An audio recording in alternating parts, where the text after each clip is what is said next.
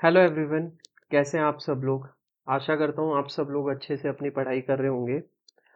आज हम एक टेक्स्ट बुक का जो सेक्शनल मूक होता है, सेक्शन मूक 1 जनरल अवेयरनेस का, वो अटेम्प्ट करेंगे, उसका एनालिसिस करेंगे और प्रैक्टिकल अप्रोच देखेंगे कि हमको एग्जाम में कैसे उसको परफॉर्म करना होता है। ठीक है, तो आज की वीडियो बहुत इंपॉर्टेंट है, तो इसे एंड तक ज़रूर देखें। इसमें दो चीज़ें हैं। फर्स्ट, कि आपको टॉपिक्स की बहुत अच्छी जानकारी मिलेगी। एक टॉपिक से हम लिंक करते हुए और भी चीज़ों की जानकारी लेंगे। ठीक है। दूसरा, आपको क्या जानकारी मिलेगी कि पेपर में क्वेश्चंस को जो आपको आते नहीं है या उनकी लेस इंफॉर्मेशन है, ठीक है, उनको किस तरीके से अटेम्प्ट करते हैं उसके बारे में हम जानेंगे। ठीक है, तो चलिए शुरू करते हैं। ये है टेक्स्ट बुक का जनरल अवेयरनेस का सेक्शनल टेस्ट 1। इसको आप अटेम्प्ट करें और फिर बाद में इसको देखें तो आपको बहुत अच्छा इंसाइट मिलेगा जीएस के अंदर। तो क्वेश्चन नंबर 1 क्या कहता है? The Mauryan pillar capital also known as lion capital is found at. ये कह रहा है जो पिलर है, स्तंभ है। पहले हम समझते हैं कि जो मोरियन के पिलर होते थे वो कैसे होते थे। ठीक है, फिर इसकी कैपिटल की बात करता हूँ। एक शाफ्ट होती थी, ये पिलर है, स्तंभ लेख जिन पे होते थे। फिर एक इन्वर्टेड लोटस हुआ करता है। ठीक है, फिर इसके बाद यहाँ पर अबेकस होता है जिस पे कुछ फिगर्स होती थी। ठीक है, और यहाँ कैपिटल होता है, ये किसी भी एनिमल का फिगर हो सकता है। ठीक है, इसे कैपिटल कहते हैं। तो इसका आंसर है सारनाथ। सारनाथ का जो पिलर इंस्क्रिप्शन है, जो स्तंभ शिलालेख है, वहां पर जो कैपिटल है वो लायन है। अच्छा, ये मोरियन में पिलर इंस्क्रिप्शन और रॉक एडिक्स, जिन्हें हम स्तंभ लेख और शिलालेख बोलते हैं, वो किसने करवाए थे? वो करवाए थे अशोका ने। अशोका का जो राज्य तिलक हुआ था वो 269 बीसी, मतलब 269 बीसी में हुआ था। और जो कलिंग वॉर हुई थी, कलिंग का युद्ध जो इम्पोर्टेंट वॉर है, वो हुई थी 261 बीसी में। ठीक है, इसके बारे में इंफॉर्मेशन जो मिलती है वो रॉक एडिक्ट, मतलब शिलालेख 13 पर मिलती है। क्वेश्चन आए हुए हैं। ठीक है, ये इंपॉर्टेंट चीजें हैं जो मैं आपको करा रहा हूँ। ठीक है, और क्या इस क्वेश्चन से इंफॉर्मेशन ले सकते हैं हम? अच्छा, एक कैपिटल बुल भी है, वो कौन से स्तंभ पर है? ये है रामपुरा स्तंभ। रामपुरा का जो स्तंभ है, रामपुरा पिलर, उस पर है ये। ठीक है, और आज ये राष्ट्रपति भवन के सामने रखा हुआ है, प्रेसिडेंट हाउस। ठीक है, इससे जुड़ी काफी सारी इंफॉर्मेशन हमने ले ली। बढ़ते हैं नेक्स्ट क्वेश्चन की तरफ। इसका आंसर था सारनाथ। चलो नेक्स्ट क्वेश्चन पे बढ़ते हैं। What sport did Meg Lanning retired from? मतलब ये मैग लेनिन है जिनका भी रिटायरमेंट हुआ है, मतलब कि करंट अफेयर का सवाल हो गया। ठीक है, और करंट अफेयर से जो स्पोर्ट्स के जो क्वेश्चंस निकलते हैं ना, उसमें ऐसे ही सवाल आते हैं कि कोई प्लेयर हो गया, उसने कोई अवार्ड, जैसे विराट कोहली, इसको ये अवार्ड कब मिला, या किसी का रिटायरमेंट हुआ है तो वो पूछ लेते हैं कि ये कौन सी टीम से या कौन से खेल से रिश्ता रखता है। तो मैगलेनिन जो है ना, ये क्रिकेट से रिलेशन रखते हैं, मतलब एक क्रिकेटर है।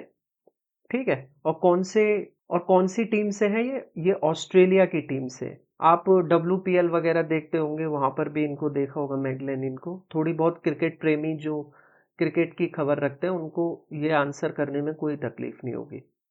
ठीक है, तो बढ़ते हैं नेक्स्ट क्वेश्चन की तरफ। Question number 3। ये क्वेश्चन क्या कह रहा है? देखो, नंबर ऑफ अटेम्प्ट्स भी बहुत कम है, मतलब 41% लोगों का ही सही है। ये क्वेश्चन कह रहा है वह कौन सा स्टेट है जिसमें विशु नाम का फेस्टिवल सेलिब्रेट किया जाता है एज ए न्यू ईयर, नव वर्ष के रूप में विशु कहाँ सेलिब्रेट होता है? ठीक है, क्वेश्चन ये है। ये क्वेश्चन है स्टैटिक का, स्टैटिक जीएस का ये क्वेश्चन है। ठीक है, अब बात न्यू ईयर की आ गई है, तो विशु को छोड़कर और भी अलग अलग स्टेट में जितने भी न्यू ईयर्स होते हैं वो सब हम पता करते हैं। देखो, पहले इसका आंसर है केरला। ठीक है, केरला में न्यू ईयर विशु के रूप में, मतलब वहां का जो न्यू ईयर होता है वो विशु होता है, विशु फेस्टिवल। दूसरा, केरला के पास क्या है? तमिलनाडु। तमिलनाडु में न्यू ईयर किस नाम से सेलिब्रेट किया जाता है? वो है पुथांडू। ठीक है। अब हम मैप में थोड़ा ऊपर की तरफ जाएंगे तो आता है आंध्र प्रदेश और तेलंगाना, जो कि अलग हो गए थे 2014 में। इन दोनों में जो न्यू ईयर फेस्टिवल मनाया जाता है वो उसका नाम है उगाड़ी। ठीक है। बंगाल रीजन में किस नाम से? बंगाल रीजन में जो न्यू ईयर मनाया जाता है वो मनाया जाता है पॉइला बैसाख। अच्छा, ये कुछ कुछ ऐसा है, बंगाली आप जानते हो थोड़ा सा मतलब कि हल्की हल्की हिंदी टच होता है, पर वो थोड़ा सा घुमा फिरा के बोलते हैं। ये कुछ ऐसा है, पहला बैसाख। तो हम ऐसे याद कर सकते हैं, पहला बैसाख मतलब पहला बैसाख। तो न्यू ईयर क्या, पहला पहला दिन होता है, फर्स्ट डे, पहला बैसाख, ऐसे हम याद कर सकते हैं। ठीक है। एक पारसी लोगों का भी न्यू ईयर होता है जिसे हम कहते हैं नवरोज। हिस्ट्री में एक क्वेश्चन भी आता है कि नवरोज फेस्टिवल की शुरुआत किसने की थी, तो बलबन ने शुरू किया था। ऐसे हम अटैच कर सकते हैं, चीजों को कनेक्ट कर सकते हैं। अच्छा, पारसियों का जो एक बुक है, जो होली बुक है, उसका नाम है जेंदा अवेस्ता। ये भी क्वेश्चन कई बार एग्जाम में पूछा गया है। तो चलो, इस क्वेश्चन का आंसर था केरला। इससे जुड़ी हमने काफी सारी इंफॉर्मेशन भी देखी। बढ़ते हैं नेक्स्ट क्वेश्चन की तरफ। अच्छा, ये क्वेश्चन कहता है कि क्विट इंडिया मूवमेंट अडॉप्ट किया था इंडियन नेशनल कांग्रेस के द्वारा, उसके किस नेता के द्वारा, ठीक है, और कहां पर? ये दो चीजें बतानी है। इस क्वेश्चन का आंसर करने से पहले हम कुछ इंफॉर्मेशन इसके बारे में जान लेते हैं। क्विट इंडिया मूवमेंट को ही कहते हैं, भारत छोड़ो आंदोलन जो था, इसको ही कहते हैं हम अगस्त क्रांति। ठीक है। अगर अगस्त मूवमेंट बोल लो या अगस्त क्रांति बोल लो, ठीक है, इसका एक नाम ये भी है। दूसरा, इसका आंसर मैं आपको बता दूं तो इसका आंसर है महात्मा गांधी जी, जिन्होंने क्विट इंडिया मूवमेंट की शुरुआत की थी। और कहां से शुरू किया था? बॉम्बे से।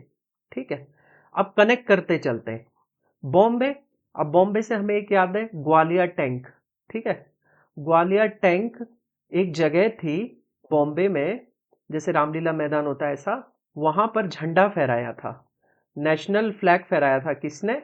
अरुणा असफ अली जी ने। ये मूवमेंट ऐसा था जो एक लीडरलेस मूवमेंट था, जिसका कोई लीडर नहीं था। ठीक है।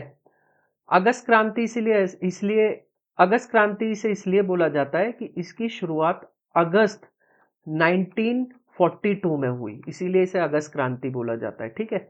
इसको ऐसे कनेक्ट कर दिया हमने। दूसरी चीज, एक अंडरग्राउंड रेडियो भी शुरू हुआ था इस टाइम पर। वो शुरू किया था उषा मेहता जी ने। फ्रीडम स्ट्रगल के दौरान बहुत सारी महिलाओं का योगदान रहा है। ठीक है। ये बात हमेशा याद रखेंगे। तो इसका आंसर क्या था? महात्मा गांधी, बॉम्बे में। ठीक है। बढ़ते नेक्स्ट क्वेश्चन की तरफ। ये क्वेश्चन कह रहा है कि जो क्लोरीन का ब्लीचिंग एक्शन है वो किसके द्वारा होता है, इनमें से कौन सी प्रोसेस के द्वारा होता है? ठीक है। मतलब हिंदी में ब्लीचिंग एक्शन को बोला जाता है विरंजक क्रिया। ठीक है। तो इन रिएक्शन के बारे में हल्का हल्का जान लेते हैं। डिकम्पोजिशन में ऐसा होता है, एक ऐसी केमिकल प्रोसेस होती है जिसमें जो रिएक्टेंट होता है वो डिकम्पोज हो जाता है। ठीक है। उन्हें कहते हैं डिकम्पोजिशन रिएक्शन। और हाइड्रोलाइसिस में, हाइड्रो का मतलब हाइड्रोजन, लाइसिस का मतलब टूटना। मतलब किसी रिएक्शन में रिएक्टेंट पे जब हाइड्रोलाइसिस होता है, उसके बीच का बॉन्ड जो टूटता है, उस प्रोसेस को बोलते हैं हाइड्रोलाइसिस। अब ये ऑक्सीडेशन और रिडक्शन दो इंपॉर्टेंट टर्म है, इन्हें अच्छे से समझते हैं। ऑक्सीडेशन में क्या होता है? ऑक्सीडेशन में एक किसी केमिकल रिएक्शन में जो एटम होते हैं उस पे लॉस होता है इलेक्ट्रॉन्स का, और गेन क्या होता है? गेन होता है ऑक्सीजन का। वहीं जो रिडक्शन होता है इसका उल्टा होता है। रिडक्शन में क्या होता है? गेन होता है इलेक्ट्रॉन्स का, एटम को, और लॉस होता है ऑक्सीडेशन स्टेट का। ठीक है। ऑक्सीडेशन स्टेट का लॉस होता है रिडक्शन वाली प्रोसेस में। और कई सारी और काफी सारी रिएक्शन ऐसी होती हैं जिसमें रिएक्टेंट पर, रिएक्टेंट क्या होता है? रिएक्टेंट होता है कोई एलिमेंट है, मतलब ये एक्स है प्लस वाई है, ये रिएक्टेंट है, ये आपस में अभिक्रिया करके जब कोई फाइनल प्रोडक्ट देते हैं, मान लो एक्स वाई दे दिया या कुछ भी, इसे बोला जाता है प्रोडक्ट, और इन दोनों को बोला जाता है रिएक्टेंट। अब ऐसी अभिक्रियाएं, ऐसी केमिकल प्रोसेस जिसमें ऑक्सीडेशन भी हो और रिडक्शन भी हो, ऐसी अभिक्रियाओं को बोला जाता है रिडॉक्स रिएक्शन। ठीक है। जो ब्लीचिंग एक्शन होता है, जो विरंजक क्रिया होती है क्लोरीन की, वो असल में होती है ऑक्सीडेशन की वजह से। ठीक है, ऑक्सीडेशन इसके पीछे का रीजन है। अच्छा, क्लोरीन के बारे में थोड़ी और इन्फॉर्मेशन ले सकते हैं हम। अच्छा, ये ब्लीचिंग है, ब्लीचिंग पाउडर का फॉर्मूला पूछ लिया जाता है एग्जाम के अंदर कि ब्लीचिंग पाउडर का फॉर्मूला क्या होता है, केमिकल नेम क्या होता है। तो इसका केमिकल नेम होता है, पहले केमिकल फॉर्मूला बता देता हूं, CaOCl2। इसका नाम है कैल्शियम ऑक्सीक्लोराइड, या फिर इसे एक और नाम से भी जाना जाता है, वो है कैल्शियम हाइपोक्लोराइट। क्लोराइड नहीं, क्लोराइड। ठीक है, यहां से बहुत क्या क्या चीजें जान ली हमने। रिडक्शन रिएक्शन क्या होती है, ऑक्सीडेशन क्या होती है, दोनों एक साथ काम करते हैं तो उसे रिडॉक्स रिएक्शन कहते हैं। ब्लीचिंग एक्शन ऑक्सीडेशन की वजह से होता है। ब्लीचिंग पाउडर का केमिकल फॉर्मूला, केमिकल नेम जान लिया। बढ़ते हैं नेक्स्ट क्वेश्चन की तरफ। देखो कितनी सारी इंफॉर्मेशन एक साथ मिल जाती है एक क्वेश्चन को करते हुए। ये एनालिसिस का तरीका है। और देखो अटेम्प्ट कितना कम है, 32% लोगों ने ही इसे अटेम्प्ट किया है। अटेम्प्ट मतलब जिन्होंने अटेम्प्ट किया, और 32% का ही सही है। बढ़ते हैं नेक्स्ट क्वेश्चन की तरफ। अच्छा, ये क्वेश्चन ना फाइनेंस कमीशन को थोड़ा सा डिफाइन कर रहा है। ये कह रहा है फाइनेंस कमीशन एक कॉन्स्टिट्यूशनल बॉडी है, जिसने खुद ने क्वेश्चन में बता दिया कि एक कॉन्स्टिट्यूशनल बॉडी है, और डिफाइन करता है कैसी रिलेशनशिप, फाइनेंशियल रिलेशनशिप किस किस के बीच में, सेंट्रल गवर्नमेंट और स्टेट गवर्नमेंट के बीच में। मतलब सेंट्रल गवर्नमेंट और स्टेट गवर्नमेंट के बीच जो फाइनेंशियल टैक्स और ये सब जो पैसा इकट्ठा होता है उसका बंटवारा होता है, उन सब का जो लेखा जोखा रखते हैं वो फाइनेंस कमीशन बनता है। अच्छा, इससे रिलेटेड कुछ चीजें हम जान लेते हैं। पहली बात, फाइनेंस कमीशन बना कब, ये पूछा इसने, सेटअप कब हुआ। तो इसका आंसर है 1951। 1951 में फाइनेंस कमीशन पहली बार सेटअप किया गया। ठीक है, उस टाइम पर पहला फाइनेंस कमीशन कौन था? फर्स्ट फाइनेंस कमीशन था केसी नियोगी। ठीक है, बहुत सारे बच्चे ये गलती करते हैं कि क्वेश्चन में अगर कहीं षणमुखम शेट्टी आ जाता है उसको मार्क कर देते हैं। षणमुखम शेट्टी असल में फाइनेंस कमीशन से बिलोंग नहीं करते थे, फाइनेंस मिनिस्टर थे, पहले फाइनेंस मिनिस्टर थे षणमुखम शेट्टी। ठीक है, अच्छा और चीजें फाइनेंस कमीशन के बारे में जान लेते हैं। फाइनेंस कमीशन कौन से आर्टिकल में? फाइनेंस कमीशन है आर्टिकल 280 में। लेकिन एक और आर्टिकल है जो फाइनेंस कमीशन से रिलेट करता है, वो कौन सा आर्टिकल है? Article 243I। ये क्या बात करता है? ये स्टेट फाइनेंस कमीशन के गठन की बात करता है। ठीक है, और इस फाइनेंस कमीशन से अभी एक करंट अफेयर की न्यूज क्या जुड़ी हुई है कि अभी 16वीं फाइनेंस कमीशन का गठन हुआ है, जिसके चेयरमैन कौन है? अरविंद पंगरिया जी हैं। और क्या जान सकते हैं इसके बारे में? इसका गठन हर 5 साल में होता है। करता कौन है? जो सेंट्रल की फाइनेंस कमीशन है उसका गठन प्रेसिडेंट करते हैं, और जो स्टेट फाइनेंस कमीशन है उसका गठन स्टेट फाइनेंस कमीशन का गठन गवर्नर जी करते हैं। ठीक है, और क्या जानकारी ले सकते हैं? जो इसकी रिपोर्ट होती है, फाइनेंस कमीशन जो रिपोर्ट देता है अपनी, वो डायरेक्ट प्रेसिडेंट को देता है। ये सारी कहानी थी फाइनेंस कमीशन की। अब इस क्वेश्चन के चलते हमने फाइनेंस कमीशन के बारे में सारी इंफॉर्मेशन पता कर ली। बढ़ते हैं नेक्स्ट क्वेश्चन की तरफ।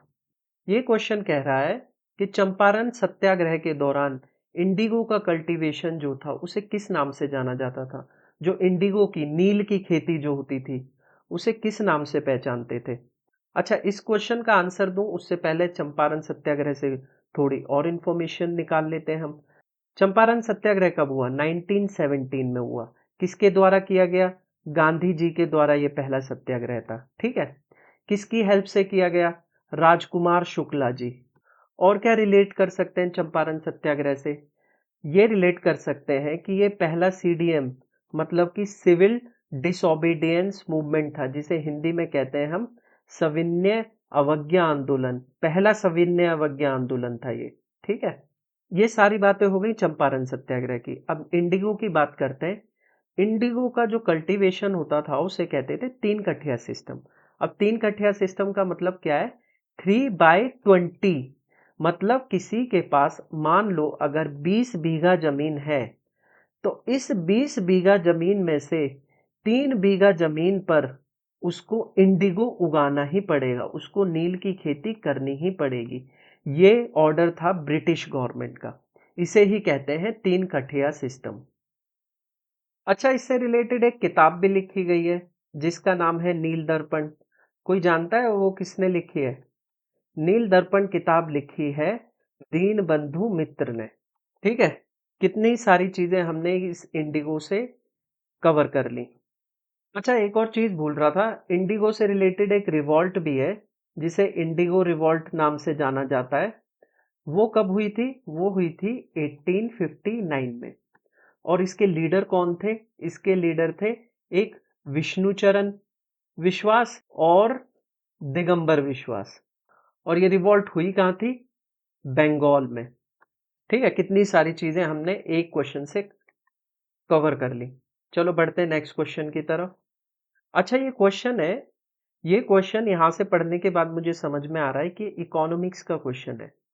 और इस क्वेश्चन से आपको मैं इतनी शानदार चीजें समझाऊंगा, इतनी शानदार एक्सप्लेनेशन दूंगा इन टर्म्स की कि आपको याद रहेंगे। ये क्वेश्चन आपके लिए बहुत बेनिफिशियल है। इस क्वेश्चन में 4 टर्म दिए हैं और इसने ये कहा है कि इनमें से how many above are included in the asset of Reserve Bank of India, मतलब आरबीआई के इनमें से कौन कौन से असेट हैं। अच्छा, मैं एक चीज बता देता हूं कि आरबीआई अपनी एक बैलेंस शीट रखती है। अब उस बैलेंस शीट में दो चीजें होती हैं, एक तरफ होता है असेट और दूसरी तरफ होती है लाइबिलिटीज। अब पहले जानते हैं असेट में क्या आता है। असेट में आती है गवर्नमेंट सिक्योरिटीज, जिन्हें जी सैक भी बोलते हैं। ये ट्रेजरी बिल भी गवर्नमेंट सिक्योरिटी की तरह ही होती है एक तरीके से। इन्हें टी बिल्स भी बोला जाता है। अब इसके बारे में थोड़ी सी इंफॉर्मेशन देता हूँ, ये टी बिल्स क्या होते हैं। ये टी बिल्स गवर्नमेंट जारी करती है जब गवर्नमेंट को लोन की जरूरत होती है। इन टी बिल्स की कुछ वैल्यू होती है। मान लो 100 रुपए के टी बिल्स या 200 रुपए के, मैं टी बिल्स की मान लो एक वैल्यू मानता हूँ 100 रुपए के। ठीक है, तो जो गवर्नमेंट जो ये बिल प्रोवाइड करती है वो डिस्काउंट पे प्रोवाइड करती है। किसके थ्रू? आरबीआई के थ्रू। ठीक है, मान लो 95 रुपीज का प्रोवाइड करती है। किसी को किसी से पैसा लेती है और ये 100 रुपए का, जिसकी वैल्यू 100 रुपए है टी बिल की, वो उस इंसान को दे देती है। कितने रुपए में? डिस्काउंट देकर 5 रुपए का 95 में दे दिया। अब इसका एक टाइम पीरियड होता है मैच्योर होने का। वो क्या होता है? 91 डेज या 182 डेज या 364 डेज।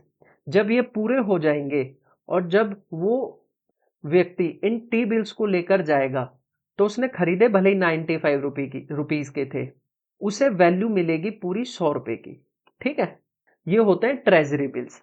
अब दूसरे असेट की बात करते हैं। दूसरा असेट होते हैं इसके जो लोन होते हैं और एडवांसेस होते हैं, या मैं ये कह लूं वे एंड मीन्स एडवांसेस होते हैं। अब ये वे एंड मीन्स एडवांसेस क्या है ये बताता हूं मैं तुम्हें। क्या होता है? आरबीआई स्टेट गवर्नमेंट को या सेंट्रल गवर्नमेंट को जो एडवांस में लोन प्रोवाइड कराती है उसे कहते हैं वे एंड मीन्स एडवांसेस। क्या होता है, एक फाइनेंशियल ईयर में जब स्टेट गवर्नमेंट या सेंट्रल गवर्नमेंट की जो फाइनेंसेस होते हैं उसमें कोई मिसमैच होता है, इसलिए एडवांस में वो आरबीआई से लोन उठाती है। इसे ही कहते हैं वे एंड मीन एडवांसेस। और ये जो लोन आरबीआई इन गवर्नमेंट्स को देती है वो रेपो रेट से 2% ज्यादा होता है। ठीक है, इंटरेस्ट उसका। तो ये एक तरीके से आरबीआई के लिए असेट की तरह है। अब लाइबिलिटीज में क्या क्या आती है? लाइबिलिटीज में आती है जो सर्कुलेशन होता है, जो करेंसी नोट का जो सर्कुलेशन होता है, सर्कुलेशन ऑफ करेंसी नोट्स या करेंसी का, वो लाइबिलिटीज में आता है आरबीआई की। और दूसरी चीज क्या आती है? पेड अप कैपिटल और रिजर्व फंड। अब ये पेड अप कैपिटल और रिजर्व फंड क्या होते हैं? मान लो कोई कंपनी शुरू होती है, उस कंपनी में जो शुरुआत में फाउंडिंग मेंबर्स होते हैं और फाउंडिंग इन्वेस्टर्स होते हैं, वो अपनी कुछ पूंजी लगाते हैं, पैसा लगाते हैं, उसे ही कहते हैं paid up capital and reserve fund. ठीक है, तो इस क्वेश्चन में क्या पूछा था? एसेट के बारे में आरबीआई के। वो कौन कौन से हो गए? एक तो ट्रेजरी बिल्स हो गए और वे एंड मीन एडवांसेस हो गए। तो इसका आंसर क्या होगा? ओनली 2। बढ़ते हैं नेक्स्ट क्वेश्चन की तरफ। अगला क्वेश्चन कहता है कि ग्रोथ हार्मोन कौन सा ग्लैंड सीक्रेट करता है?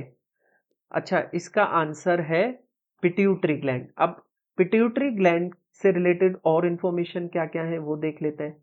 पिट्यूटरी ग्लैंड को ही मास्टर ग्लैंड भी कहा जाता है। क्वेश्चन से ही पता चल गया कि ये ग्रोथ हार्मोन रिलीज करती है। अगर ये ग्रोथ हार्मोन एक्सेसिव मात्रा में रिलीज होता है, मतलब बहुत ही ज्यादा रिलीज होता है, तो एक बीमारी हो जाती है जिसे क्या कहते हैं? एक्रोमेगैली। ठीक है, और जब ये हार्मोन कम रिलीज होता है तो कौन सी बीमारी होती है? उसे कहते हैं ड्वार्फिज्म। अब पीनियल ग्रंथि क्या सीक्रेट करती है? ये सीक्रेट करती है मेलाटोनिन। और मेलाटोनिन का काम क्या होता है? स्लीप साइकिल होता है उसको रेगुलेट करने का। ठीक है, अगर ये हार्मोन इम्बैलेंस होगा तो हमारी स्लीप साइकिल इम्बैलेंस हो जाएगी। हाइपोथैलेमस का काम क्या होता है? हाइपोथैलेमस का काम होता है टेम्परेचर और हमारी जो भूख होती है, एपेटाइट होता है, उसको कंट्रोल करने का काम करता है हाइपोथैलेमस। एड्रेनल ग्लैंड, इसे अधिवृक्क ग्रंथि बोलते हैं हिंदी में। इसका काम क्या है? ये एक हार्मोन रिलीज करती है जिसे एड्रेनलिन कहते हैं। इसी को ही फियर और फ्लाइट हार्मोन भी बोलते हैं। आपने देखा होगा जब आप कहीं किसी ऐसी सिचुएशन में फंस जाएं जहां ऐसी स्थिति हो जाए मरने मारने वाली, तो आपने महसूस किया होगा आपकी हार्ट बीट बढ़ जाती है। ठीक है, आपको स्वेटिंग आने लगती है, पसीना आने लगता है और आपका दिमाग और तेजी से, मतलब कि ब्लड सप्लाई ब्रेन को बढ़ जाती है, जिसकी वजह से आपकी थिंकिंग और जो भी है आपके फैसले लेने की क्षमता और ज़्यादा तेज हो जाती है। आप ये सोचते हो कि इस सिचुएशन से कैसे निकला जा सकता है, कैसे लड़ा जा सकता है। तो इसी को ही एड्रेनलिन रश भी बोलते हैं। ठीक है, तो ये किसके द्वारा होता है? एड्रिनल ग्लैंड के द्वारा। ये सारा एनालिसिस था इस क्वेश्चन का। और बाकी इस क्वेश्चन का आंसर क्या था? पिट्यूटरी ग्लैंड, जिसे पीयूष ग्रंथि बोलते हैं। बढ़ते हैं नेक्स्ट क्वेश्चन की तरफ। अब ये सीधे सीधे एक करंट अफेयर का क्वेश्चन है। ये क्वेश्चन कह रहा है कि कौन सा पर्सन चीफ गेस्ट की तरह इनवाइट हुआ था 2024 रिपब्लिक डे पर? तो इसका सीधा सा आंसर है इमैनुअल मैक्रोन। ये कहाँ के हैं? ये फ्रांस के प्रेसिडेंट है। ठीक है, ये एक इंफॉर्मेशन है जो आप ऐड कर सकते हो। पढ़ते हैं नेक्स्ट क्वेश्चन की तरफ। ये भी एक करंट अफेयर का क्वेश्चन है। इस क्वेश्चन में क्या कहा गया है? In which place will the international tourism mart, कौन सा प्लेस है, कौन सी जगह है जहाँ पे इंटरनेशनल टूरिज्म मार्ट कंडक्ट किया जाएगा मिनिस्ट्री ऑफ टूरिज्म के द्वारा? इसमें कुछ इंफॉर्मेशन क्या ऐड कर सकते हैं कि हमारे ministry of tourism, minister of tourism कौन है? जी किशन रेड्डी हैं। ठीक है, वैसे इसका आंसर है शिलोंग। अब क्या है, शिलोंग किसकी कैपिटल है? मेघालय की कैपिटल है। मेघालय से क्या रिलेट कर सकते हैं? मेघालय असम से घिरा हुआ है, बादल की शेप का है, यहाँ पे बारिश बहुत ज़्यादा होती है। मासिनरम है जहाँ पर सबसे ज़्यादा बारिश होती है। और मेघालय में 3 हिल्स हैं, गारो, खासी, जयंतिया। उन हिल्स का ऑर्डर भी इसी तरीके से है। ठीक है, बढ़ते हैं नेक्स्ट क्वेश्चन की तरफ। अच्छा, ये क्वेश्चन है, इसको हम ट्राई करते हैं थोड़ा अपनी अंडरस्टैंडिंग लगा के सॉल्व करने का। ठीक है, अब मैं समझता हूँ, चलो आपको इन सब का क्रोनोलॉजिकल ऑर्डर नहीं पता, टाइम पीरियड नहीं मालूम है, फिर भी आप इनको कैसे सॉल्व कर सकते हो। ठीक है, सबसे पहली चीज मुझे पता है वाकाटका रूलर एक थे रुद्रसेन सेकंड। ठीक है, इनकी जो वाइफ थी प्रभावती गुप्ता, ये बेटी थी जो गुप्ता डायनेस्टी के रूलर थे चंद्रगुप्त विक्रमादित्य, उनकी बेटी थी। और मुझे पता है गुप्ता पीरियड जो है वो आई थिंक 319 बीसी के आसपास शुरू हुआ था इनका। अगर ये भी याद नहीं है ना तो थोड़ा मतलब 300 से 400 बीसी के आसपास शुरू हुआ था, ये मुझे पता चल गया। ठीक है, अच्छा अब बात करते हैं सतवाहनास। इतना तो हमको पता ही था कि जब हम पढ़ते हैं क्रोनोलॉजिकल ऑर्डर में तो सतवाहनास को हम गुप्तास से पहले पढ़ते हैं और क्रोनोलॉजी में ये अ, गुप्तास से पहले आते हैं। तो एक आइडिया ये लग गया कि सतवाहना पहले होंगे, उनके बाद वाकाटका होंगे। अब नेक्स्ट चालुक्यास।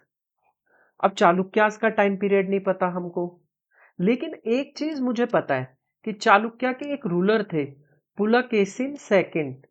पुलकेशिन सेकंड का युद्ध हुआ था हर्षवर्धन के साथ और उन्होंने हर्षवर्धन से ये युद्ध जीत लिया था। ठीक है, जिसकी वजह से पुलकेशिन को जो टाइटल मिला था वो दक्षिण पथेश्वर मिला था और हर्षवर्धन को टाइटल दिया था सकल उत्तर पथेश्वर का टाइटल दिया गया था। ठीक है, तो मैं इतना जान सकता हूँ, मतलब मेरे को दिमाग में इतना आ रहा है कि चालुक्यास हर्षवर्धन के टाइम पीरियड के आसपास थे। अब मैं हर्षवर्धन का टाइम पीरियड तो जानता हूँ कि हर्षवर्धन का टाइम पीरियड आई थिंक 609 से लेकर 647 बीसी तक का है, क्योंकि इनका टाइम पीरियड हम इसलिए आसानी से जानते हैं क्योंकि इनको हम रेगुलरली पढ़ते हैं और उनका टाइम पीरियड हमारी आंखों के सामने कई बार गुजरता रहता है। तो मतलब अगर ये भी नहीं पता तो हमें ये पता है कि करीब 600 से 700 बीसी के बीच में ही कहीं इनका टाइम पीरियड था। अब यहाँ पर देखो, ये रुद्रसेन सेकंड समकालीन है गुप्तास के, जो कि 300 बीसी और लगभग लगभग दुगने का फर्क है। मतलब सतवाहना वाकटाका के बाद ही आएगा चालुक्यास। तो ऑर्डर मुझे पता लग गया, ऑर्डर है ए बी सी। ये हमने अपनी बुद्धिमत्ता का इस्तेमाल करके इस क्वेश्चन को कर लिया। ठीक है, तो इसका आंसर क्या है? A B C. अच्छा, इससे जुड़ी कुछ इंफॉर्मेशन और दे देते हैं। सतवाहना के फाउंडर थे सिमुका और इसकी कैपिटल है पैठान या प्रतिष्ठान, और ये महाराष्ट्र वाले रीजन के आसपास थे। वाकाटका, इसके जो फाउंडर थे वो थे विंध्य शक्ति। ठीक है, और चालुक्याज, इसके फाउंडर थे पुलकेशिन फर्स्ट। ठीक है, ये कुछ इंफॉर्मेशन थी इनसे रिलेटेड। बढ़ते हैं नेक्स्ट क्वेश्चन की तरफ। अच्छा, ये क्वेश्चन कहता है on the recommendation of which committee, मतलब किसकी रिकमेंडेशन पे लिक्विडिटी एडजस्टमेंट फैसिलिटी अडॉप्ट की गई थी ईयर 2000 में। तो ये कुछ कमेटी दी गई है। अब ये आंसर करना है कि ये जो मॉनेटरी टूल है ये अडॉप्ट 2000 में किसकी रिकमेंडेशन पे किया था। जैसे मैंने तुमको बताया, ये मॉनेटरी टूल्स होते हैं जो आरबीआई यूज करती है। रेपो रेट हो गया, रिवर्स रेपो रेट हो गया, ऐसे ये होते हैं। ये इन्फ्लेशन डिफ्लेशन को रेगुलेट करने के लिए इन टूल्स का इस्तेमाल किया जाता है। ठीक है, चलो इसका आंसर जानने से पहले ये जितनी भी कमेटी हैं उनके रिकमेंडेशंस के बारे में जानते हैं। सबसे पहले जानते हैं श्यामला गोपीनाथ कमेटी। श्यामला गोपीनाथ कमेटी का जो गठन किया था वो आरबीआई ने किया था। कब किया था? 2008 में किया था। इस कमेटी के गठन के पीछे का रीजन था जो फाइनेंशियल इंक्लूजन था उसको बढ़ावा देना। ठीक है, next committee P R Khanna committee. P R Khanna committee बनाई थी सेबी ने, security exchange board of India. ठीक है, इस कमेटी के गठन के पीछे का रीजन क्या था? इस कमेटी के गठन के पीछे का रीजन था फाइनेंशियल लिटरेसी, मतलब वित्तीय साक्षरता को बढ़ावा देना। अब ये एक कमेटी है, एक घोष कमेटी। ये कमेटी भी आरबीआई ने ही बनाई थी 2011 में। ये कमेटी बनाई गई थी पेमेंट सिस्टम जो होते हैं उसमें सुधार के लिए। ठीक है, अब बची है लास्ट कमेटी, नरसिम्हन कमेटी। यही वो कमेटी थी जो 1991 में गठित की गई थी। ये जो कमेटी बनाई गई थी, ये जो इंडियन बैंकिंग सिस्टम है ना उसमें सुधार के लिए बनाई गई थी। ठीक है, सुधार के लिए। और यही वो कमेटी थी जिसने लिक्विडिटी एडजस्टमेंट फैसिलिटी को 2000 में रिकमेंड किया था। ठीक है, तो इसका आंसर क्या होता है? नरसिम्हन कमेटी। बढ़ते हैं नेक्स्ट क्वेश्चन की तरफ। अगला क्वेश्चन कहता है इनमें से कौन सा आर्टिकल है जो राइट टू इक्वालिटी में इंक्लूड नहीं करता है। देखो, ये बहुत ही इजी क्वेश्चन है। इसका आंसर ऐसे कर सकते हैं कि राइट टू इक्वालिटी में आर्टिकल 14 से लेकर आर्टिकल 18 तक आते हैं। अब जो इसके बीच में नहीं है वो इसका आंसर होगा। 16 आता है, 18 भी है, 14 भी है, 20 नहीं है, तो इसका आंसर हो गया 20। चलो अब एक एक करके ये आर्टिकल क्या कहते हैं इनके बारे में, मतलब इन आर्टिकलों में क्या दिया हुआ है ये समझते हैं। आर्टिकल 14 कहता है इक्वालिटी बिफोर लॉ या equal protection of law. Equality before law है, ये एक नेगेटिव कॉन्सेप्ट है, और इक्वल प्रोटेक्शन ऑफ लॉ ये एक पॉजिटिव कॉन्सेप्ट है। ये यूके से लिया गया है और इक्वल प्रोटेक्शन यूएसए से लिया हुआ है। ठीक है, मतलब कि विधि के सामने समता की बात करता है आर्टिकल 14। ठीक है, आर्टिकल 18 किसकी बात करता है? कि टाइटल्स जो हैं उनके अबॉलिशमेंट की बात करता है आर्टिकल 18। जैसे दीवान जी, नंबरदार जी, ऐसे टाइटल आप नहीं ले सकते। पर डॉक्टर, इंजीनियर जो एकेडमिक और मिलिट्री टाइटल्स हैं वो एक्सेप्शन है, मतलब अपवाद है, उन्हें हम ले सकते हैं। आर्टिकल 16 किसकी बात करता है? आर्टिकल मतलब अनुच्छेद 16 बात करता है इक्वल अपॉर्चुनिटीज की, मतलब कि सभी सिटीजन्स को समान अधिकार है। वो कोई जॉब लेना चाहते हैं, कोई प्रोफेशन, कोई ऑक्यूपेशन, कोई काम करना चाहते हैं तो उनको समान अधिकार है, ये आर्टिकल 16 कहता है। अब आर्टिकल 20 क्या कहता है? आर्टिकल 20 जो है वो रिलेट करता है protection, protection related to conviction in offence, conviction in offence. ठीक है, आपको पता है इस आर्टिकल में तीन चीजें आती हैं। पहली चीज आती है कि पहला पोस्ट फैक्टो लॉ की बात करता है। पोस्ट फैक्टो लॉ में ये होता है कि मान लो कोई क्राइम था, उसमें पुराने टाइम में किसी और सजा का प्रावधान था, मतलब या कैपिटल पनिशमेंट का प्रावधान है, लेकिन आज उस क्राइम के लिए आजीवन कारावास का प्रावधान है। तो अब वो जो क्राइम होगा वो आज की आचार संहिता को ध्यान में रखते हुए उसकी सजा दी जाएगी, ना कि कैपिटल पुराने के हिसाब से सजा दी जाएगी। दूसरी बात करता है डबल जेपर्डी, मतलब एक ही सजा के लिए आपको 2 बार सजा नहीं हो सकती है। तीसरी सेल्फ इंक्रिमिनेशन, मतलब ऐसा नहीं है कि आपकी गवाही कोर्ट में नहीं चलेगी, आपकी गवाही की कोई वैल्यू नहीं है, ठीक है। जो कल्प्रिट कोई क्राइम करता है उसकी गवाही मायने नहीं रखती है, ठीक है। ये सब चीजें थी इसमें। बढ़ते हैं नेक्स्ट क्वेश्चन की तरफ। ये कह रहा है कि बॉडी की वो टेंडेंसी जो एक्लेरेशन को रेजिस्ट करती है उसे किस नाम से जाना जाता है। एक्लेरेशन को हिंदी में त्वरण कहते हैं, मतलब जो कोई बॉडी त्वरण को रेजिस्ट करती है उसे किस नाम से जाना जाता है। पहला है इनर्शिया जिसे जड़त्व बोलते हैं, दूसरा फोर्स हो गया, तीसरी एनर्जी ऊर्जा, मोमेंटम। ये वो रिजवान वाला मोमेंटम नहीं है जो उनकी टीम को जीतने के लिए हर बार चाहिए होता है। बताता हूँ ये कौन सा मोमेंटम है। तो इसका आंसर है इनर्शिया। अब इनर्शिया जड़त्व होता क्या है उसको समझते हैं एक एग्जाम्पल के थ्रू। आप बस में बैठते हैं, आप मान लो अभी बस रुकी हुई है, ठीक है, लेकिन क्या करता है बस वाला एकदम से एक्लेरेट करता है, तो आपको पीछे की तरफ धक्का लगेगा। ऐसा क्यों होता है? उसके पीछे का रीजन है कि आपकी जो बॉडी है वो रेस्ट में रहना चाहती है, पर अब बस का मोशन हो गया तो आपको भी मूव करना पड़ रहा है, तो वो उसे रेसिस्ट कर रही है उस एक्लेरेशन को, ठीक है। अब एक दूसरी और कंडीशन है। अब दूसरी कंडीशन में क्या है कि बस चल रही है, ठीक है, और आप बैठे हैं उसमें। अब एकदम से ड्राइवर ब्रेक्स लगा देता है, तो आपकी बॉडी जो है वो मोशन में रहना चाहती है, लेकिन क्या है अब ब्रेक लग गए, एकदम से गाड़ी रुक गई, तो वो आपको एकदम आगे की तरफ झटका लगेगा। उसके पीछे का भी रीजन क्या है? इनर्शिया, जड़त्व, क्योंकि ये रेजिस्ट करती है। दूसरा है फोर्स। फोर्स की एसआई यूनिट क्या है? फोर्स की एसआई यूनिट है न्यूटन, ठीक है।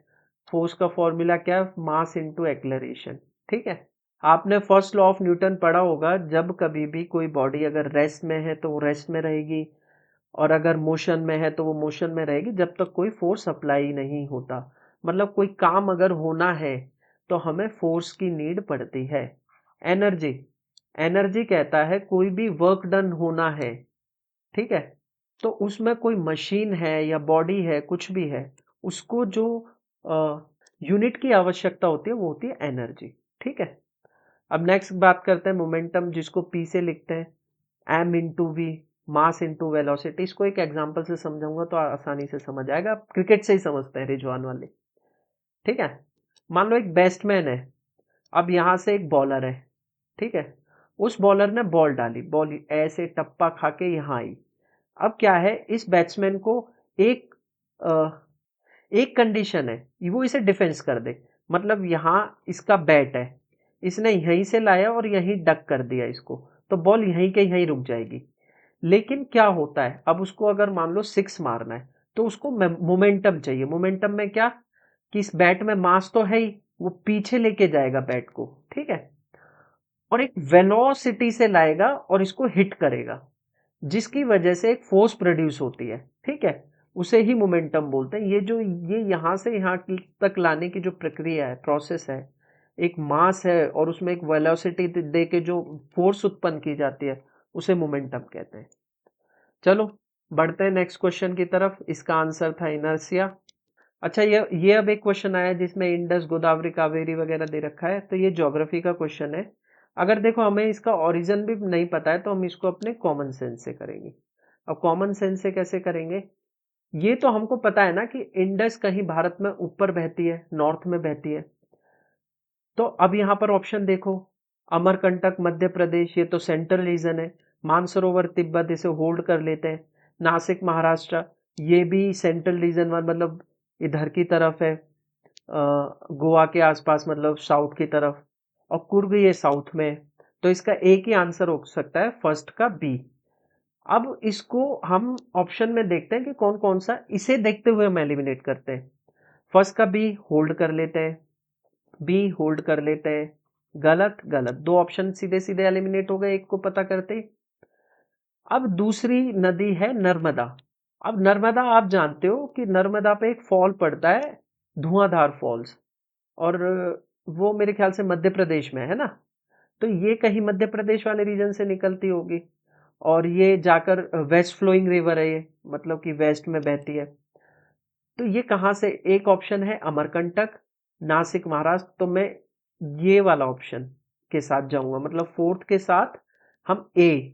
अब देखो इन दोनों में फोर्थ में ए कौन कौन सा है, अब इन ऑप्शन को देखो जो हमारे थे, फर्स्ट बी फोर्थ ए, इसमें है इसमें नहीं है, ये वाला गलत हो गया, ये वाला इसका आंसर हो गया। ठीक है, ये हमको अगर मान लो नहीं भी पता था ओरिजिन, उससे भी हम इस क्वेश्चन को कर सकते हैं। ठीक है, बढ़ते हैं नेक्स्ट क्वेश्चन की तरफ। अब ये स्टैटिक का क्वेश्चन है, स्टैटिक जीएस का। ठीक है, अब ये कह रहा है कि 9 रास होते हैं इंडियन क्लासिकल डांस में, इनमें से कौन सा रास लव को डिपिक्ट करता है। अब देखो नाम देखो, वीर, वीर लव ऐसा कुछ नहीं दिख रहा है, श्रृंगार ये होल्ड कर लेते हैं, हो सकता है। विभस्त, विभस्त का मतलब हम जानते हैं कि विभस्त हिंदी में विभस्त कहते हैं डिस्गाइज, मतलब कुछ डिस्गस्टिंग होता है उसको। रौद्र, रौद्र से हमेशा रुद्र भगवान, अपने शिव भगवान याद आते हैं। तो रुद्र मतलब जब वो रौद्र रूप में होते हैं, मतलब कि वो गुस्से में होते हैं तब ऐसा होता है। तो यहाँ तो लव की बात हुई है, तो ऑप्शन का आंसर क्या है, श्रृंगार। ठीक है, तो इस तरीके से हम इसका आंसर कर सकते हैं। तो इसका आंसर क्या है, श्रृंगार रस। ठीक है, नेक्स्ट क्वेश्चन की तरफ बढ़ते हैं। और भी रस होते हैं, हास्य रस होता है, ठीक है, अद्भुत रस होता है। अच्छा ये क्वेश्चन है, करंट अफेयर का क्वेश्चन है, इंडिया ने लॉन्च किया कौन सा है app real time flood updates के लिए। अब इसका एक है जलधारा, जलधारा, यहाँ फ्लड की बात हो रही है, यहाँ धारा की बात हो रही है, मतलब थोड़ा थोड़ा मतलब कुछ मैच नहीं कर रहा है। तो इसको मैं इस तरीके से, देखो क्या है ना कि अब मैं इसको जबरदस्ती अप्रोच कर रहा हूँ। अगर आपको नहीं आता है और आपके पास अच्छे खासे अटेम्प्ट है तो इसको छोड़ सकते हो, पर अब लग रहा है कि यार मेरे अटेम्प्ट्स कम है तो इसको करना ट्राई करता हूँ। तो जलधारा तो मैंने एलिमिनेट कर दिया। अब ये क्या है, India launch app for real time flood update. अब एक ऑप्शन है सैलाब, बाढ़ सूचना, फ्लड वॉच। अब देखो ये क्वेश्चन ऐसा है जहां आप यहां पर तो फंसी जाओगे, फ्लड वॉच और बांध सूचना, सॉरी बाढ़ सूचना। अब ये दोनों सेम से लग रहे हैं, इस वजह से अगर मैं होता तो इस क्वेश्चन को छोड़ ही देता।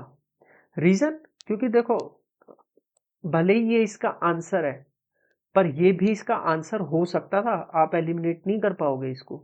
इसका भी मतलब बाढ़ के बारे में कोई सूचना देने वाला ऐप होगा, और बहुत सारे बच्चे शायद इसे ही मार्क करके आते, क्योंकि देखते हैं कि ज़्यादातर जो ऐप बनाई जा रही हैं वो कुछ हिंदी इंग्लिश बेस्ड बनाई जा रही हैं। ठीक है, तो ऐसे ऑप्शन, ऐसे जब क्वेश्चन आते हैं जब आप एक से ज़्यादा ऑप्शन एलिमिनेट नहीं कर पाते हो, तो वहाँ पे आपको छोड़ देना चाहिए। ठीक है, लेकिन अगर 50-50 में फंस जाओ तब आप एक मैं कह सकता हूँ रिस्क टू रिवॉर्ड वाला एक अटेम्प्ट ले सकते हो।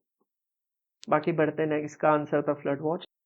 अब ये क्वेश्चन क्या कहता है, opening and closing of stomata is function performed by. Stomata क्या होता है, हिंदी में शायद इसे रंध्र बोलते हैं, ऐसा कुछ बोलते हैं इसे। ठीक है, अब ये होता क्या है, प्लांट जो होती हैं, प्लांट की जो पत्ती होती है उस पर छोटे छोटे छोटे छेद होते हैं। ठीक है, इन्हें ही स्टोमाटा कहते हैं।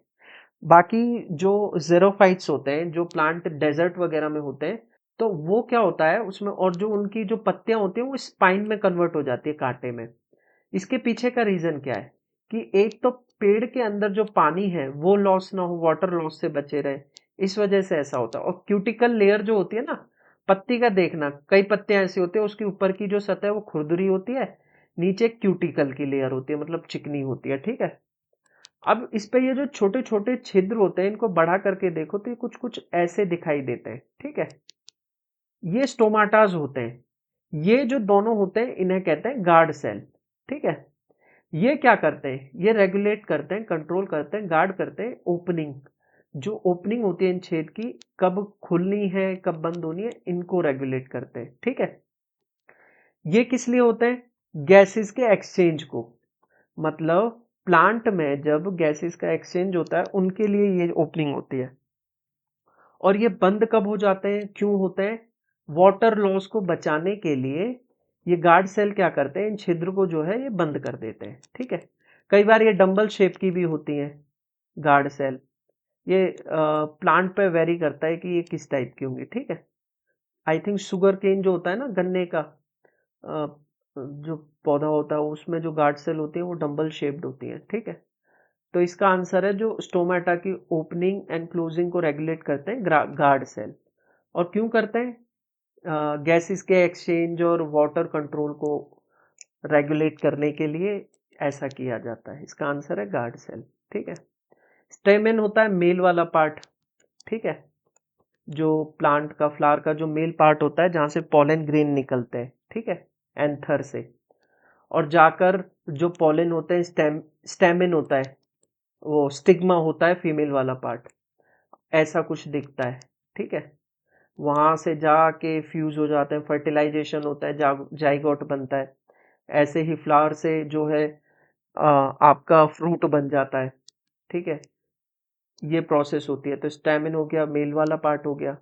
क्लोरोप्लास्ट जो होता है ये प्लास्टिड में होता है। क्लोरोप्लास्ट, इसे किचन ऑफ द सेल भी बोलते हैं। ठीक है, इसका काम क्या होता है? फोटोसिंथेसिस करना, जिसे हम हिंदी में कहते हैं प्रकाश संश्लेषण। ठीक है, फोटोसिंथेसिस करके क्या करता है ये, जो सनलाइट होती है, धूप में जो CO2 लेता है और वाटर लेता है, ठीक है, उसको कन्वर्ट कर देता है C6H12O6, मतलब ग्लूकोज में और पानी में। ठीक है, H2O निकालता है और O2 निकालता है। ठीक है, ये चीजें रिलीज करता है एनवायरनमेंट के अंदर। तो इसीलिए हम कहते हैं पौधे लगाओ, पौधे ही हैं। आपके लिए मैं एक क्वेश्चन छोड़ जाता हूँ, इसे ऑप्शन में जरूर लिखना कि लंग्स ऑफ द वर्ल्ड किसे कहते हैं। ठीक है, जरूर किसी फॉरेस्ट से रिलेटेड होगा। क्यों, क्या करते हैं? फॉरेस्ट जो होते हैं वही होते हैं जो ऑक्सीजन रिलीज करते हैं, और कोई साधन नहीं है हमारे प्लैनेट पर जिससे ऑक्सीजन रिलीज हो जाए। ठीक है, तो फोटोसिंथेसिस कहाँ होता है? क्लोरोप्लास्ट में होता है। एक पिगमेंट होता है क्लोरोफिल, इसकी हेल्प से स्टार्च, ग्लूकोज जो होता है जो स्टार्च में कन्वर्ट होता है, उसका सिंथेसिस होता है। ये सब चीजें होती हैं। देखो एक क्वेश्चन से कितनी सारी इंफॉर्मेशन हम ले सकते हैं। चलो बढ़ते हैं नेक्स्ट क्वेश्चन की तरफ। ये क्वेश्चन कह रहा है, who laid the foundation of city Din Panah? Yamuna नदी पर किसने दीन पन्हा नाम की सिटी का अनावरण किया था? मतलब फाउंडेशन, मतलब फाउंडेशन की थी उसकी। फाउंडर कौन है? तो इसका आंसर जानने से पहले थोड़ी बहुत इन सब के बारे में थोड़ी थोड़ी इन्फॉर्मेशन जान लेते हैं। अकबर से रिलेटेड बहुत सारी चीजें हैं, जैसे 1576 का युद्ध हल्दी घाटी का, जो महाराणा प्रताप और राजा मान सिंह के बीच में हुआ था। ठीक है, और क्या चीजें हैं? इन्होंने 1581 में दीन इलाही की शुरुआत की थी। ठीक है, जिस धर्म को महेश दास, जिनका नाम बीरबल है, उन्होंने ही इस धर्म को अडॉप्ट किया था। ये पहले हिंदू थे जिन्होंने दीन इलाही को अडॉप्ट किया था। अकबर का 1601 में साउथ का एक एक्सपीडिशन था, खानदेश। ठीक है, पहला एक्सपीडिशन था साउथ का। 1605 में अकबर की मृत्यु हो गई थी। इसने जजिया हटवा दिया था। इसने फतेहपुर सीकरी का निर्माण करवाया, बुलंद दरवाजा का निर्माण करवाया था। बुलंद दरवाजा किस उपलक्ष्य में? गुजरात की विक्ट्री के बाद इसने बुलंद दरवाजे का निर्माण कराया था। शाहजहां के जो एरा है उसे गोल्डन एरा ऑफ आर्किटेक्चर भी बोलते हैं हम, क्योंकि इस टाइम पर ही ताजमहल जैसे जामा मस्जिद और लाल किला, इन सब का निर्माण शाहजहां ने करवाया था। और मुमताज महल, अपनी पत्नी मुमताज महल की याद में ताजमहल का निर्माण करवाया था। शाहजहां को औरंगजेब ने 1658 में कैद कर लिया था। 1666 में शाहजहां की मृत्यु हो गई थी। ठीक है, अब बात करते हैं हुमायूं की। हुमायूं ही था जिसने दीनपना नाम की सिटी जो है बसाई थी। ठीक है, हुमायूं किसका बेटा था? बाबर का बेटा था। इसके 3 भाई थे, एक का नाम था हिंडल, कामरान और अस्करी। इसकी सबसे बड़ी गलती यही रही कि इसने अपना जो भी साम्राज्य था वो अपने भाइयों में डिवाइड कर दिया था। इसका पहला जो टाइम पीरियड चला वो 1530 से 1540 तक चला, जिसमें एक युद्ध इसका 39 में चौसा वाला हुआ था, और 1540 में जो हुआ था वो हुआ था बिलीग्राम का युद्ध, या जिसे कन्नौज का युद्ध भी बोलते हैं। ठीक है, ये चौसा वाला युद्ध था, दोनों में हार हुई थी शेरशाह सूरी से। ठीक है, फिर हुमायूं को शरण जो दी थी वो सफाविद एम्पायर था, उसने दी थी। फिर दोबारा से इसने 1555 में जीत हासिल की और 1556 तक इसने शासन किया। और जो लाइब्रेरी है दीन पनाह सिटी में जो थी, उससे गिरकर ये मर गया था। ठीक है, एस्ट्रोनॉमी में बहुत विश्वास रखता था। इसका आंसर भी है हुमायूं। अब ये लास्ट है जहांगीर।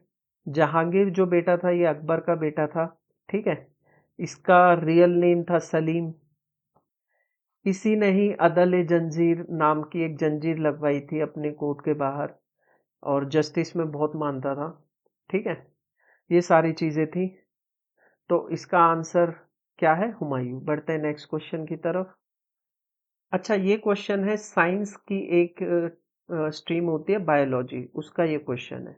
ठीक है, अब ये क्वेश्चन क्या कह रहा है? यीस्ट, ईस्ट के अंदर, ईस्ट का जो इस्तेमाल चीज वगैरह में, जो चीज वगैरह के फर्मेंटेशन में यूज होता है, असेक्सुअल रिप्रोडक्शन किसके थ्रू होता है? तो आपने पढ़ा होगा बडिंग जो होती है वो हाइड्रा और ईस्ट में होती है। फ्यूजन आपने पढ़ा होगा अमीबा प्लाज्मोडियम में होता है। ठीक है, तो आप ज्यादातर स्टूडेंट ना इसको ये मार्क करके आएंगे, यही रीजन है कि 35% लोगों ने ही ये सही किया है। पर इसके पीछे का रीजन है, देखो बाकी के ऑप्शन भी आपको देखने चाहिए। बोथ बडिंग एंड फ्यूजन, इसका सही आंसर है बोथ बडिंग एंड फ्यूजन। इसके पीछे का रीजन पता है क्या है? ज्यादातर बडिंग से ही होता है इसका असेक्सुअल रिप्रोडक्शन, पर फ्यूजन से, जिसे कहते हैं हम विखंडन, हिंदी में से विखंडन कहते हैं, और बडिंग को हम कहते हैं मुकुलन। बहुत ही लिमिटेड होता है सेक्सुअल रिप्रोडक्शन ईस्ट के अंदर फ्यूजन से। ठीक है, ज्यादातर बडिंग से होता है पर फ्यूजन से भी होता है। अच्छा, और कुछ चीजें इसमें जान लेते हैं। पहले इसका आंसर हटा देते हैं हम। जो बडिंग, अब बडिंग और मुकुलन होता क्या है? जैसे एक बॉडी है, ठीक है, ये बॉडी है। अब इसमें से यहाँ से एक छोटा सा बल्ज सा निकल जाता है, फिर धीरे धीरे ये बढ़ने लगता है, और बढ़ने लगता है, और बढ़ने लगता है, और जब ये बड़ा हो जाता है तो यहाँ से टूट के गिर जाता है और एक नए जो भी है जीव का निर्माण हो जाता है। इसे कहते हैं बडिंग। और फ्यूजन में क्या होता है? जैसे अमीबा में होता है, ये धीरे धीरे क्या है इसमें, ये फॉर्म लेने लगता है, ऐसा हो जाता है, फिर धीरे धीरे ये टूट जाता है दो हिस्सों में। ठीक है, इसे कहते हैं विखंडन, मतलब टूट जाना, फ्यूजन। ठीक है, अब एक और फ्यूजन होता है, एक और तरीके का फ्यूजन होता है जिसे हम मल्टीपल फ्यूजन कहते हैं। मल्टीपल विखंडन जो होता है वो किसके अंदर होता है? ये क्वेश्चन आया हुआ है एग्जाम में। वो होता है प्लाज्मोडियम में। किसमें होता है? प्लाज्मोडियम में। चलो, इस क्वेश्चन के बारे में बहुत जानकारी मिल गई। बढ़ते हैं नेक्स्ट क्वेश्चन की तरफ। अब ये दोबारा एक कोई करंट अफेयर का सवाल है। अब ये कह रहा है विच ऑर्गेनाइजेशन ने रिलीज की है वर्ल्ड एनर्जी एम्प्लॉयमेंट 2023 की रिपोर्ट? देखो, इसको मैं अगर वैसे ऑप्शन एलिमिनेट कर पाऊँ तो मैं इसको एलिमिनेट कर सकता हूँ। ये वर्ल्ड एनर्जी की रिपोर्ट है, वर्ल्ड एनर्जी एम्प्लॉयमेंट, और ये है ministry of new and renewable energy. ऐसा नहीं है ये जारी नहीं कर सकता, पर इसकी संभावना बहुत कम है, तो इसे मैं क्रॉस कर सकता हूँ। बच गए ये। अब देखो, इसको कैसे रिलेट कर सकते हैं? जैसे मैं इसको रिलेट कर रहा हूँ वर्ल्ड एनर्जी। ठीक है, इसको याद रखने का तरीका बता रहा हूँ मैं, एलिमिनेशन का नहीं बता रहा। वैसे इसका आंसर है इंटरनेशनल एनर्जी एजेंसी, लेकिन अगर आपको आगे कभी दिक्कत ना आए इसलिए बता रहा हूँ, वर्ल्ड एनर्जी की बात कर रहा है, मतलब वर्ल्ड मतलब इंटरनेशनल एनर्जी एजेंसी।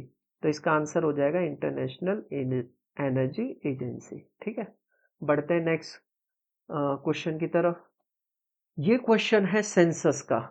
अब इसमें सेंसस तो बहुत ही बड़ा है, मतलब सेंसस में तो बहुत ही सारी चीजें हैं।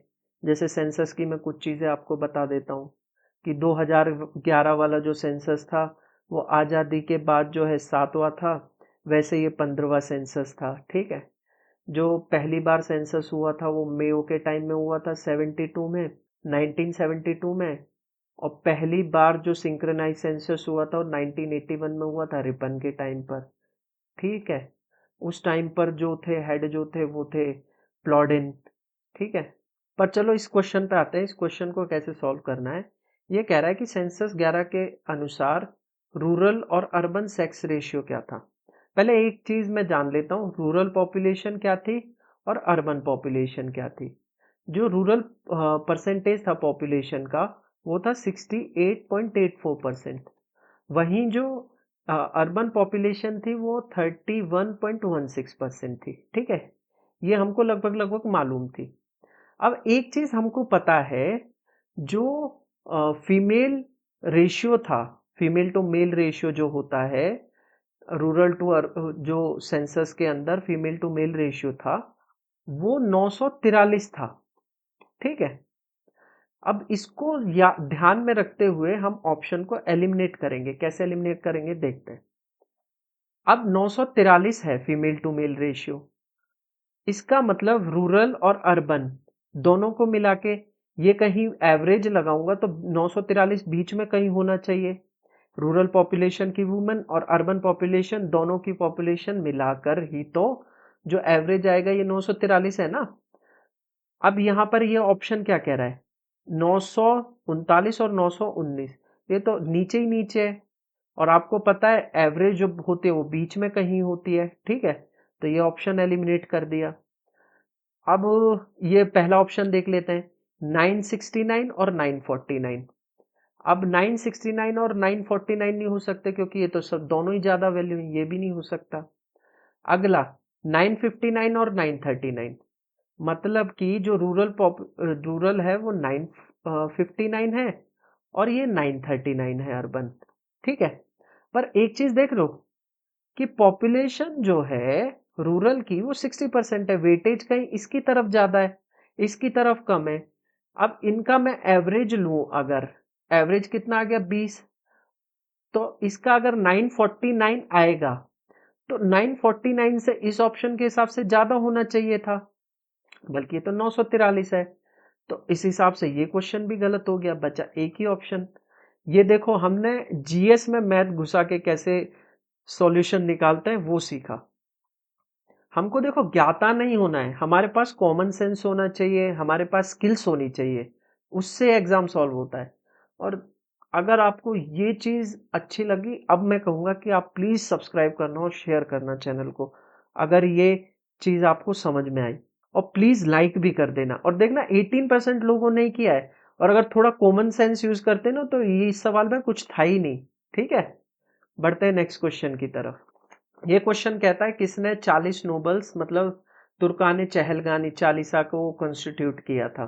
ठीक है, ये मतलब 40 जो नोबल्स होते थे उनका ग्रुप था, जो एक तरीके से होता है ना, एक कोई बड़ी कंपनी होती है उसको चलाने के लिए बोर्ड ऑफ डायरेक्टर्स होते हैं, ऐसे ही ये बोर्ड ऑफ डायरेक्टर्स की तरह ही थे जो किसी राज्य देश को चलाने का काम करते थे। ठीक है, तो पहले ऑप्शन से पहले थोड़ी इंफॉर्मेशन लेते हैं। कुतुबुद्दीन ऐबक कौन था। कुतुबुद्दीन ऐबक ऐबक जो है मोहम्मद गोरी का एक स्लेव था, लाहौर का ये गवर्नर था। बाद में इसने जो है ये 1206 से लेकर 1210 तक इसने दिल्ली सल्तनत मतलब स्लेव डायनेस्टी पे शासन किया। चौगान जिसे पोलो कहते हैं खेलते हुए मर गया था। इसी ने ही 2.5 दिन का झोपड़ा और कुव्वतुल इस्लाम की जो मस्जिद है वो बनवाई थी। कुव्वतुल इस्लाम जो है दिल्ली में बनाई है। कुतुब मीनार की जो नींव है इसी ने रखी थी कुतुबुद्दीन बख्तियार काकी की याद में। ठीक है, और मोहम्मद गौरी था ये पहला मुस्लिम शासक था जिसने शासन करने की इच्छा जाहिर करते हुए आक्रमण किया था, लूटपाट की वजह से नहीं। ठीक है, इसने पृथ्वीराज चौहान को 91 तराइन का युद्ध लड़ा था जिसमें ये हार गया था। फिर 92 1192 वाला जो युद्ध हुआ था उसमें कहा जाता है इसके अकॉर्डिंग मतलब इतिहास के अकॉर्डिंग कि हराया गया था। पर चंद्रवदाई जो पृथ्वीराज रासो है चंद्रवदाई द्वारा लिखी गई, उसमें ये था कि मोहम्मद गौरी हारा। पर इस पे नहीं जाते हैं, पर हिस्ट्री पे जाते हैं। हिस्ट्री कहते हैं कि 92 वाला वॉर मोहम्मद गौरी जीत गया था। ठीक है, स्थापना रख दी थी, शासन की नींव रखी। और मोहम्मद गौरी के ही 3 स्लेव में से एक था ऐबक। पहला था यल्दौज, दूसरा था क्वाचा और तीसरा था ऐबक। ठीक है, यल्दौज, क्वाचा और ऐबक। अब बात करते हैं शमशुद्दीन इल्तुतमिश। इसे ही मेन फाउंडर कहते हैं हम दिल्ली सल्तनत का, ठीक है। इसने लाहौर से दिल्ली कैपिटल शिफ्ट की। इसी ने ही कुतुब मीनार का जो है निर्माण वो पूरा करवाया। इसने जो जीतल और टका नाम के कॉइन्स इंट्रोड्यूस किए, टका और जीतल, ठीक है। टका जो ये कॉइन थे ये सिल्वर के मतलब चांदी के हुए करते थे, और जीतल जो है कॉपर कॉपर के सिक्के थे, ठीक है। इसी ने ही इक्ता सिस्टम शुरू किया था, ठीक है, इक्तेदारी। इसी ने ही तुर्के चहलगानी तुर्के चहलगानी मतलब चालीसा की निर्माण इसी ने ही रखी थी, मतलब नींव जो है इसी ने ही रखी थी। और ये मानता था इसकी बेटी रजिया सुल्तान एक बेहतरीन रूलर है, और ये भारत की पहली और आखिरी मुस्लिम रूलर रही है, जिसका टाइम पीरियड 1236 से लेकर 40 था। 40 में कैथल में इसकी मृत्यु हो गई थी, ठीक है। तो इसका आंसर क्या है? शमशुद्दीन इल्तुतमिश। बढ़ते हैं नेक्स्ट क्वेश्चन की तरफ। ये दोबारा से कोई करंट अफेयर का सवाल है, ठीक है। ये क्या कह रहा है? What is the new name of Ayushman Bharat health and wellness centre by the central government. मतलब सेंट्रल गवर्नमेंट के द्वारा जो वेलनेस सेंटर बनाए गए आयुष्मान भारत हेल्थ के तहत, तो उसका नया नाम क्या है? आयुष्मान भारत हेल्थ और जो वेलनेस सेंटर है उनको क्या नाम दिया गया है? आयुष्मान सेवा केंद्र, आयुष्मान आरोग्य मंदिर, मित्र सेंटर। तो इसका आंसर है आयुष्मान आरोग्य मंदिर। आज की वीडियो में हमने क्या किया, 1 से लेके 25 सवाल तक जितने भी थे उनका एनालिसिस किया। ये एक सेक्शनल मूव था, उसका एनालिसिस किया, और टॉपिक की कड़ी से कड़ी जोड़ते हुए मतलब कनेक्ट करते हुए हमने रिवीजन किया। एक रिवीजन हुआ एक अच्छा खासा, ठीक है। और क्या चीज हुई, हमने कॉमन सेंस और स्किल्स का इस्तेमाल करते हुए क्वेश्चन को सॉल्व किया। एक एलिमिनेशन स्किल सीखी, मतलब बहुत सारी लर्निंग प्राप्त की इस वाली वीडियो से, ठीक है। अच्छा, आप आज कमेंट जरूर करेंगे। एक क्वेश्चन मैंने दिया था कि लंग्स ऑफ वर्ल्ड किसे कहा जाता है, एक वो वाला क्वेश्चन था। और ये भी मुझे बताएंगे कि आपको कौन सा पार्ट है, कौन सा क्वेश्चन है जो आपको बहुत अच्छा लगा, बहुत मतलब उसकी एक्सप्लेनेशन आपको शानदार लगी। Till then thank you. अगर आप नए हैं तो सब्सक्राइब कर लेना चैनल को, लाइक करना, शेयर करना कंटेंट अगर आपको पसंद आ रहा है तो, है ना। ये मेरा टेलीग्राम लिंक है और डिस्क्रिप्शन में भी दिया हुआ है, वहाँ से आप इसको ज्वाइन कर सकते हैं, वहाँ पे अपडेट्स भी आते हैं। तो मिलते हैं नेक्स्ट वीडियो में। Till then keep learning, keep growing, bye bye.